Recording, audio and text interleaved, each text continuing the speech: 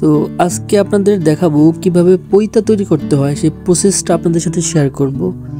তো আপনারা হয়তো অনেকে জানেন বা অনেকে জানেন না যে আমাদের যারা ব্রাহ্মণ সম্প্রদায় আছে তাদের কিন্তু উপনয়ন হওয়ার পর, মানে ছেলেদের উপনয়ন হওয়ার পর পৈতা ধারণ করতে হয় ব্রাহ্মণ হওয়ার জন্য। তো ব্রাহ্মণদের কিন্তু পৈতা ধারণ করতে হয়। তো সেই পৈতাটা কিভাবে তৈরি করে, তো এইটা কিন্তু একদম অরিজিনাল পৈতা, যেটা একদম তুলো থেকে সুতো কাটে, সুতো থেকে যে পৈতা তৈরি করে এটা হলো অরিজিনাল। আর এমনি বাজারে কিনতে পাওয়া যায় সেটা কিন্তু অরিজিনাল না, সেটা অনেকটা ভেজাল থাকে, অনেক সুতা থাকে, সুতা দিয়ে তৈরি করে। আর যেটা আপনার এই কাপাস তুলা দিয়ে যেইটা তৈরি করা হয়, যে এটা কিন্তু একদম অরিজিনাল পৈতা। তো এইটা কিন্তু প্রথমে তুলা থেকে সুতা কাটে, সেই সুতা কাটার প্রসেসটা আসলে সুতা অনেক আগেই কেটে রাখছিল, যার কারণে সেটা আপনাদের দেখাইতে পারিনি, কিন্তু এটা দেখাবো আমি কোনো সময়। তো সেই সুতা কাটার থেকেই কিন্তু এই পৈতাটা তৈরি করে।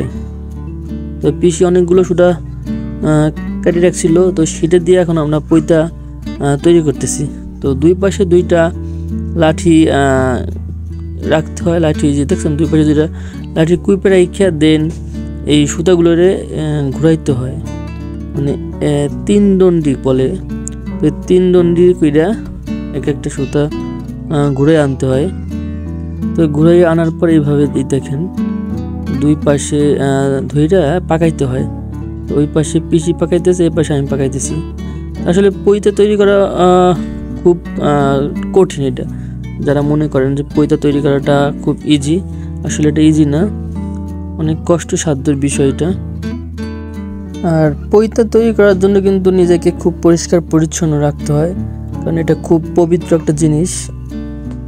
তো এই জন্য স্নান করে একদম জামা কাপড় পরিধান করে তারপরে কিন্তু এই পৈতা তৈরি করতে হয়। তো আমাদের কিন্তু 3, 3, 6, 3, 9টা দণ্ডি যেটা বলে, ওইটা ঘুরে ঘুরে আনার পরে এক জায়গায় করে তারপরে দুই পাশে পাকাইছি। এটা যখন পাকানো হয়ে গেছে, তা যখন পাকাইছি তখন কিন্তু অনেকটা শর্ট হয়ে গেছিলো, মানে খাটো হয়ে গেছিলো। এবং পাকানোর পর এই যে দেখেন নারকেলের একটা ছোবা দিয়ে বেশিভাবে টানতেছে।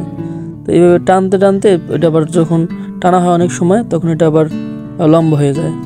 তো এইভাবে করতে করতে দেখেন কত সুন্দর পৈতা কিন্তু হয়ে গেছে। তো এইটাতে আবার পৈতার বানানোর আরেকটা প্রসেস আছে, লাস্ট ফিনিশিং।